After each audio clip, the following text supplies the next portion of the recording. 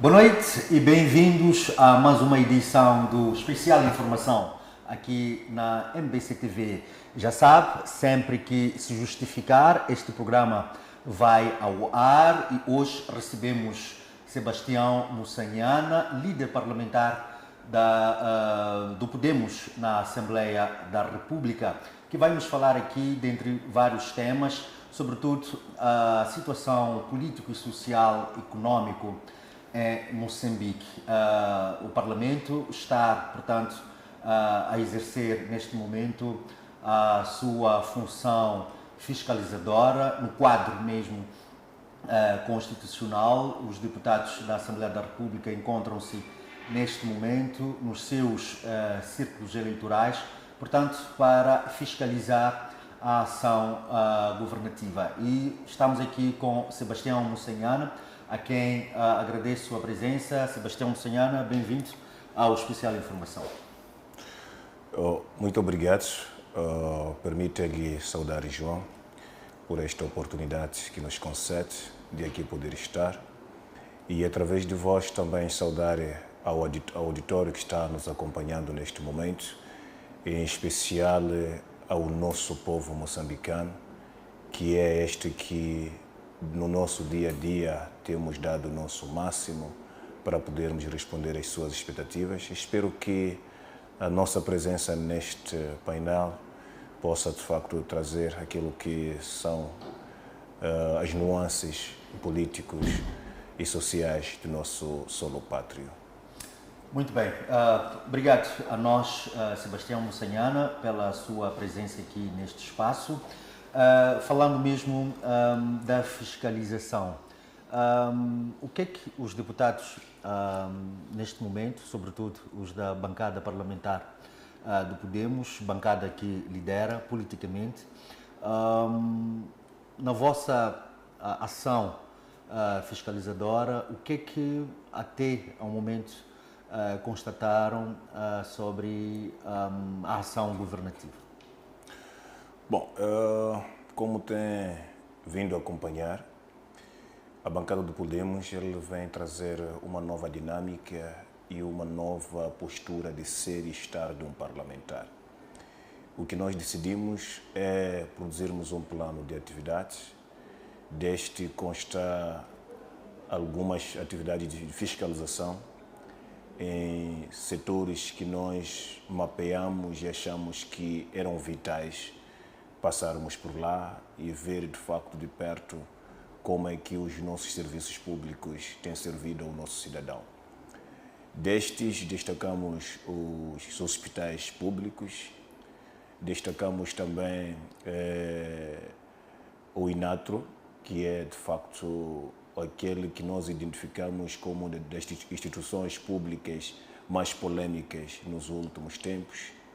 Também identificamos as linhas aéreas de Moçambique e mais algumas que fomos identificando que achamos que era importante passarmos, ver de perto como é que tem sido o dia a dia dessas instituições. O nosso foco nesse trabalho de fiscalização não é apenas ver como é que é o atendimento público, mas também aferir de perto se os nossos profissionais, os nossos agentes do Estado, têm pelo menos as condições necessárias para poder responder à demanda e também, acima de tudo, garantir um trabalho profissionalizado. Porque entendemos nós que há muita reclamação do nosso cidadão, há muita reclamação do nosso povo, mas nesta reclamação também havia um vazio. O vazio este que era também uma informação bastante sobre como é que os funcionários que nestas instituições prestam serviços, trabalham e quais são as condições que esses têm para melhor responder aquilo que é a demanda, mas acima de tudo trazer resultados satisfatórios para o povo. Porque entendemos nós que não basta exigir do funcionário, mas é preciso também garantir que o próprio funcionário tenha mecanismo para poder responder. Então levamos conosco de facto esses dois pilares principais.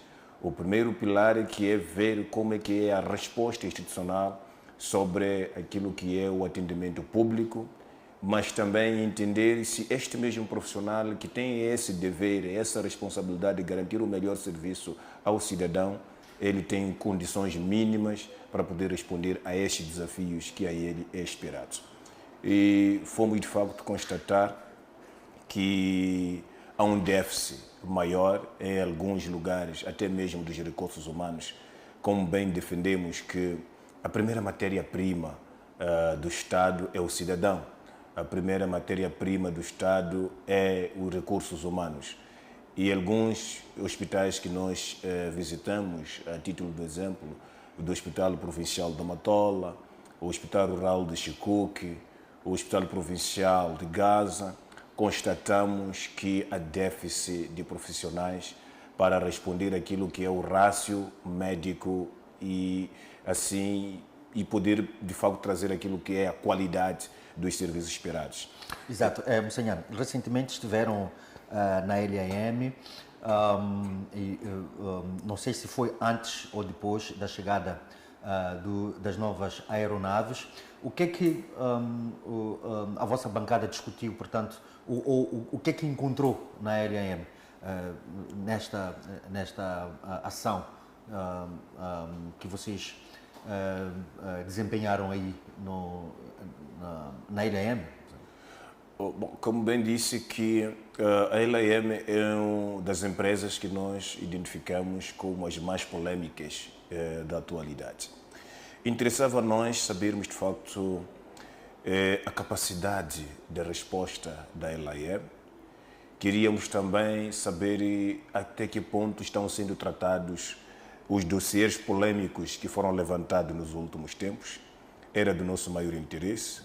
Mas também queríamos ver o próprio funcionamento da própria empresa, a sua sustentabilidade, mas também entendermos de perto como é que estes estão a conseguir trabalhar no sentido de responder a estas que são as inquietações do cidadão.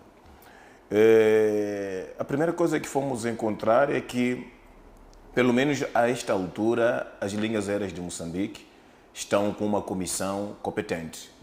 Esta que está, de facto, abnegada no sentido de trazer aquilo que é a boa imagem e a reputação das nossas linhas aéreas, a nossa companhia de bandeira, que há muito já tínhamos perdido.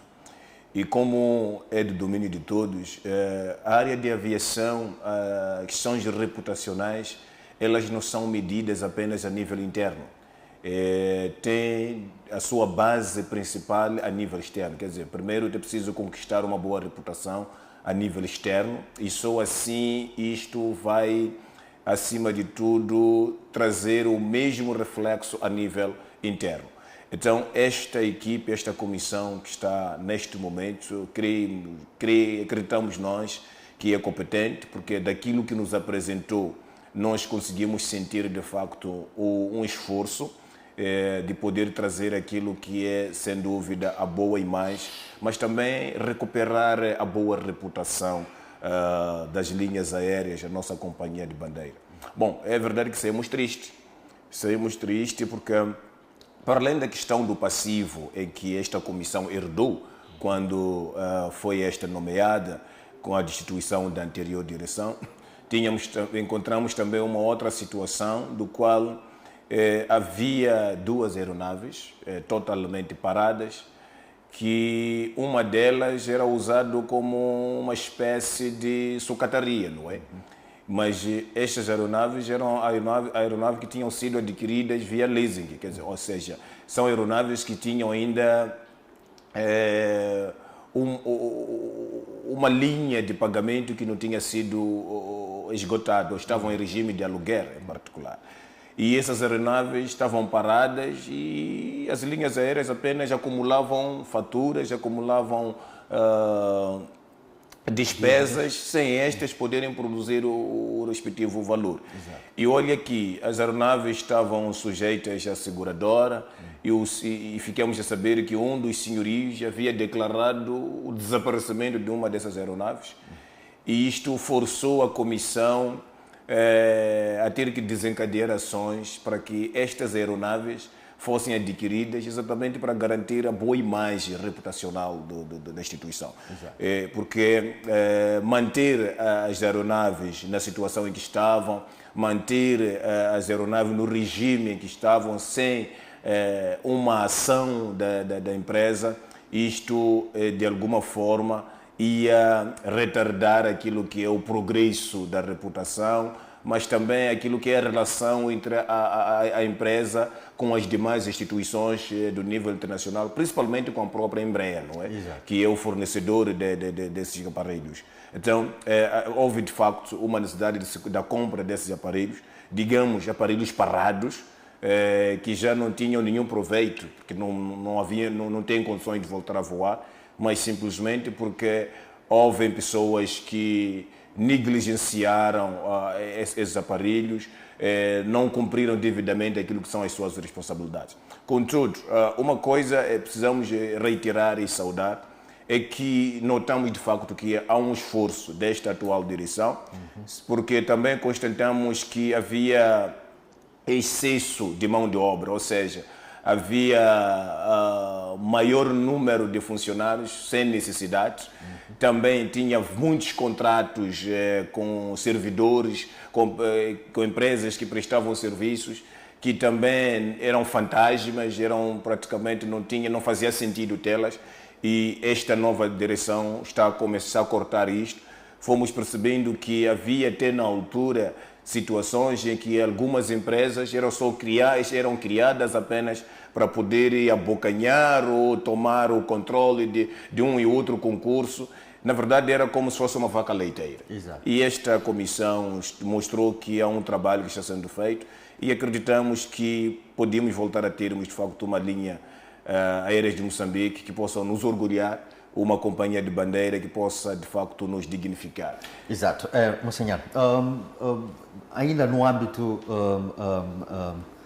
da situação política em Moçambique, o Podemos, a bancada parlamentar do Podemos, recebeu há uma semana a deliberação do Conselho Constitucional, que, portanto, repunha, portanto, o senhor Fernando John ao cargo de segundo vice-presidente da Assembleia da República, quando Moçanhana, a sua bancada, portanto, havia declarado, portanto, que perdeu a confiança política no senhor John. Como é que a bancada parlamentar do Podemos recebeu esta deliberação do Conselho Constitucional? Bom, nós recebemos a deliberação, ou seja, o acórdão do Conselho Constitucional com serenidade, que nos é característico. Pensamos nós que o Conselho Constitucional desempenhou aquilo que são as suas competências, fez a verificação do processo e concluiu que há elementos que não foram observados. Exato. E que é preciso, de facto, garantir a observância desses elementos. E esta é a avaliação que nós, como bancada, fizemos. E o sentimento também de que as instituições são independentes e cada uma delas tem a sua competência de agir dentro daquilo que é os parâmetros da legalidade. E a nós nos resta, de facto, assumir esta decisão, mas não basta-nos apenas assumir, mas também encontrar mecanismo, de facto, de solucionar aquilo que é o nosso entendimento. Bom, há um entendimento que todos nós concordamos, que, de facto, os acórdãos do Conselho Constitucional são irrecorríveis, mas se olharmos para este em particular, ele traz consigo dois fatores importantes. Ele suscita de alguma forma, alguns elementos que deviam fazer fé ao processo, no sentido de garantir que este processo fosse legal.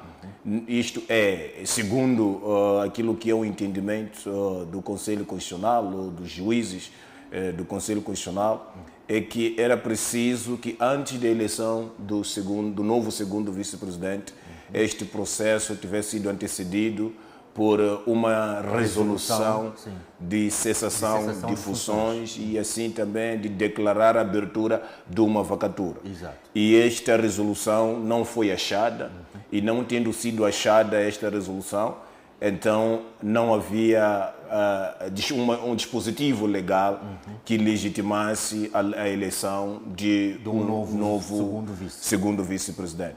Eu penso que são questões procedimentais que o Conselho Constitucional olhou e faz sentido, de facto, o que o Conselho Constitucional entende e decidiu. Então, penso que também, tanto quanto para a Assembleia da República, é também o modo da prática da Caixa, foi sempre usando esses mecanismos que usou e acreditou-se na altura que estava-se a fazer também a fé naquilo que são os processos que deviam ser seguidos. Ou seja, para a Assembleia da República há um entendimento que a resolução de eleição no seu preâmbulo teria como esclarecer este vazio que o Conselho Constitucional acredita não ter sido preenchido. Contudo, é uma questão que nós, para o nosso entendimento, é legítimo de interpretação de cada uma das instituições, tanto da Assembleia da República, assim como do Conselho Constitucional. Exato. Então, o que nos resta neste momento, eu penso que a Assembleia da República vai poder reunir e tomar alguma decisão.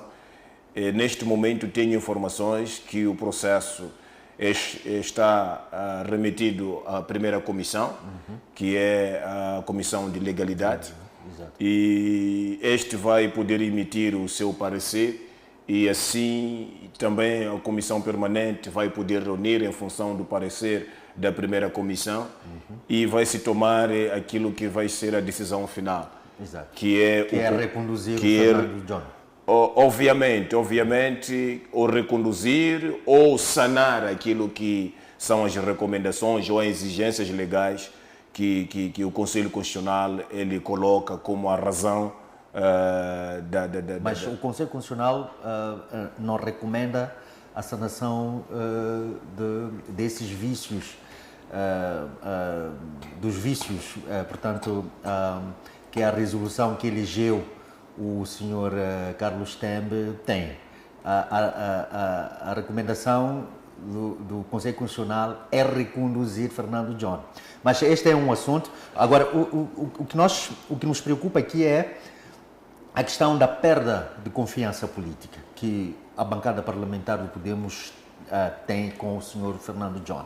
Uma vez reconduzido pelo Conselho Constitucional, e é a vossa bancada, portanto, que propôs o senhor Fernando John para que ele fosse eleito a este cargo de segundo vice-presidente, embora que, exercendo esta função de segundo vice-presidente, já não se rege pelos procedimentos legais partidários, mas sim constitucionais e demais leis. Como é que a bancada parlamentar do Podemos vai olhar, portanto, para o senhor John como membro do Partido Podemos, que foi reconduzido pelo Conselho Constitucional, quando a vossa bancada perdeu confiança nele? Talvez aqui, João, podia voltar um pouco ao seu comentário. O acórdão do Conselho Constitucional tem 2 artigos que penso que muitos não prestaram muita atenção neles. Okay. E se calhar é isto que leva o debate a uma outra vertente. Okay. O mesmo acórdão, um pouco mesmo para o fim, na parte decisória, o Conselho Constitucional diz que mantém todos os atos praticados por Carlos Tembe. E mais logo a seguir ele diz que não veda a possibilidade de serem cumpridas outros procedimentos desde que estejam legalmente constitucionais. Então, estamos a dizer que o mesmo acórdão, apesar de reconduzir o anterior vice-presidente, ele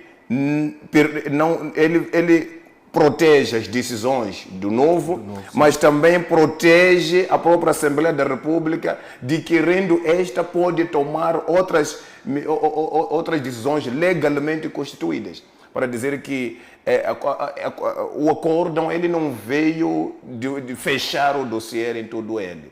Então, para dizer que, por esta razão que estava aqui a dizer que o acordo foi remetido neste momento à Comissão de Legalidade, que vai apreciar o acordo, e depois este vai remeter novamente à Presidência da Assembleia da República, e esta, por sua vez, vai remeter à Comissão Permanente, e da Comissão Permanente vai sair uma decisão. Penso que a Assembleia da República é competente para poder avaliar e tomar a devida decisão conforme o acórdão do Conselho Constitucional. Então, neste momento, o acórdão está na primeira comissão, que é de facto no cumprimento daquilo que é a decisão do Conselho Constitucional. Contudo, é ali onde a gente depois vai, com as recomendações da primeira comissão, vai ser cumprido, olhando para aquilo que é a perspectiva do próprio acordo.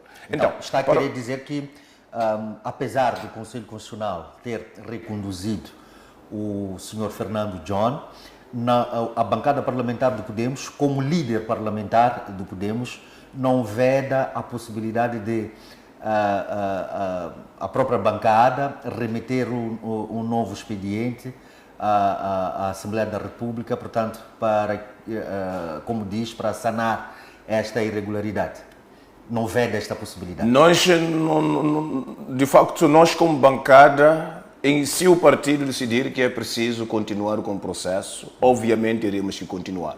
Porque é assim, para nosso entendimento, todas as posições a nível da Assembleia da República são por inerência da posição em que o Podemos está, que é a segunda maior força política no país, assim como a segunda força parlamentar na Assembleia da República. Então, todas as posições em que nós estamos são por inerência desta posição. Então, para nós não faz sentido que tenhamos que manter um representante que não responde aquilo que é ao partido que é detentor daquela posição. Porque para nós, a Constituição da República é clara nessa questão. A questão da autonomia dos partidos políticos. Sim. Então, caso contrário, penso que se não haver esta possibilidade, o presidente do partido já respondeu, o que o partido terá que fazer, terá que mesmo... Mas isto não se torna desgastante até para o próprio partido? Bom, eu não sei se o desgaste é para o partido ou é para as nossas leis. Porque se a lei diz que a função é por inerência de uma posição, então estamos a dizer que aquela posição pertence ao partido, pertence à bancada. Então, eu não sei até que ponto temos um dirigente que não reflete aquilo que são os anseios da sua bancada. Para nós, automaticamente, este dirigente... Mas ocupando o cargo de segundo vice-presidente, já não representa os interesses do partido. O segundo vice-presidente, assim como a presidente, neste caso, da Assembleia da República, é presidente da Assembleia da República. Não representa lá os interesses do Partido Frelimo. João, eu sou deputado da República de Moçambique. E representa todo o povo moçambicano. Eu represento a todo o povo moçambicano. Exatamente. E mesmo assim eu respondo à minha bancada.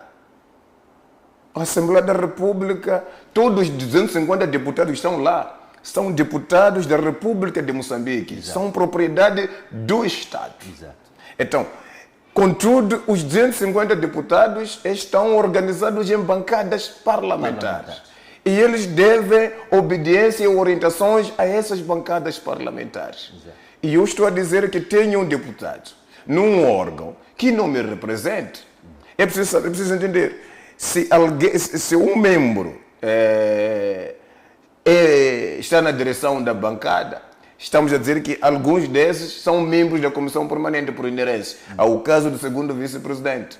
Então estamos a dizer que temos um segundo vice-presidente que está na Comissão Permanente por inerência de funções. Então estamos a dizer que quando nós contabilizamos a nossa participação na Comissão Permanente, estamos a contar com este elemento. Exato. E estamos a dizer que este elemento não nos representa. Logo, estamos a dizer que temos menos um elemento para a nossa força parlamentar. Quer dizer, é uma questão de equilíbrio, uma questão de ética, é uma questão de organização. Porque se eu vou para uma sessão onde eu preciso discutir assuntos que diz respeito à minha bancada, aquilo que nós entendemos como aspectos que beneficiam o povo, e tenho menos um elemento que não está comigo, que não sei se vai apoiar a minha tese ou não, significa que eu estou a dizer que não tenho... Mas o problema aí é da lei, o problema... Porque o Conselho Constitucional, na sua fundamentação, diz claramente que a partir do momento que este deputado é eleito pela plenária da Assembleia da República, deixa, portanto, de se reger a princípios partidários, mas sim a princípios constitucionais e demais leis. Esta interpretação. Este princípio rege a todo deputado. Este princípio rege a todo deputado. É um princípio universal para todos. O que nós estamos a dizer é que existem posições que estão por inerência de uma posição. A questão que se coloca, por que o MDM não tem vice-presidente? Por que a Renamo não tem vice-presidente? Não estão no Parlamento? E por que não tem vice-presidente? E apenas o Podemos e a Frelimo é que tem vice-presidente. O segundo maior partido mais votado é que propõe. Fica claro. Então estamos a dizer que se nós temos que manter uma figura que o partido não reconhece, então estamos a dizer automaticamente que o Podemos não tem a vice-presidência. Esta é simples. Okay. A questão é simples. Mas aqui não é aqui a questão de o Podemos se reconciliar com o Sr. Fernando John. Bom, eu acho que não é o Podemos que tem que se reconciliar com o seu membro. É o seu membro que tem que se reconciliar com o Podemos. João, eu vou lhe ser honesto. Se eu estivesse na situação em que está o Fernando John, eu nem esse tempo de ir para a recorrência, não sei lá quanto, nem teria me dado esse luxo. Porque a primeira coisa que eu preciso compreender é que estou naquela posição porque cheguei lá através de uma lista plurinominal. E a primeira coisa que eu preciso salvaguardar é a integridade da imagem e reputação da minha organização. A partir do momento que a minha organização tem que passar por situações desta natureza por minha causa, então estou a dizer também que eu não pertenço a esta organização. Estou a dizer que não pertenço a esta organização. Então, isto vem mostrar, para mim, esse tipo de atitude vem mostrar que realmente está-se a fingir estar no Podemos, mas realmente não está. Tem outros interesses. Sim, eu pessoalmente não teria passado por isso. Temos mesmo pressão do tempo aqui, mesmo para terminar em 2 minutos, se a minha realização me concede esses 2 minutos. Esta questão salta à vista quando o Sebastião Mocenhano fala nós entendemos que o Podemos ainda pode avançar com este processo de destituição, mas as decisões do Conselho Constitucional são irrecorríveis. Como é que o partido Podemos pretende fazer isto? E tendo em conta que a Assembleia da República é um órgão de soberania, o Conselho Constitucional também é um órgão de soberania, não estaremos aqui num ping-pong dos órgãos de soberania. E também o Conselho Constitucional é o garante, é o fiscalizador da constitucionalidade no país. Todos os órgãos de soberania devem, portanto, obediência àquilo que são as decisões do Conselho Constitucional. Bom, João, eu disse que este processo está sendo tratado a nível da Assembleia da República. Quem deve cumprir a decisão do Conselho Constitucional não é o Podemos, é a Assembleia da República. O que eu disse é que o Podemos continua sem confiança do seu membro. A Assembleia da República deve cumprir com aquilo que é a orientação, ou seja, o acordo do Conselho Constitucional. É verdade, a Assembleia da República vai consultar o Podemos. Qual é a perspectiva do Podemos? Exato. E a perspectiva do Podemos é esta, de facto, de manter a sua posição, que nós perdemos a confiança com o nosso membro. Então, manter o Fernando John naquela posição, a Assembleia da República deve assumir que o Podemos não tem segundo presidente na Assembleia da República. Esta é a posição da bancada do Podemos. Então, todo o resto é mesmo a nível da Assembleia da República, conforme disse, neste momento o processo está na primeira comissão, a primeira comissão vai emitir o seu parecer, vai remeter à presidência, a presidência à comissão permanente vai discutir, vai também dar as suas devidas orientações e o acordo terá que ser cumprido. O acordo terá que ser cumprido, exato, porque é de lei o cumprimento obrigatório disso, mas cabe à Assembleia da República e da sua competência. Então nós como bancada, simplesmente o que nos resta é mantermos a nossa posição, que manter o segundo vice-presidente, uma figura que perdeu a confiança, então estamos a dizer que Podemos, ele abre mão daquele espaço. Então vai caber à Assembleia da República decidir se mantém um vice-presidente ou mantém um vice-presidente simbolismo simbólico. Mas o que estamos a dizer é que, a partir desse momento, o Podemos ele vai abrir mão da posição. Para nós não temos vice-presidente. Okay. Esta é a nossa decisão. Sim, okay, esta aqui é a decisão da bancada, assim como do partido. Muito obrigado, Sebastião Mussanhado, mas o Podemos abdicando-se desta posição do segundo vice-presidente, o senhor Fernando John vai representar apenas os moçambicanos e não a bancada parlamentar. Bom, não sei se vai representar os moçambicanos ou a sua própria... o seu próprio ego, né? Se quiser o seu próprio ego, mas os seus moçambicanos, não sei. Exato. Contudo, o que estamos a dizer é que a bancada do Podemos abre mão da posição. Exato. Sim.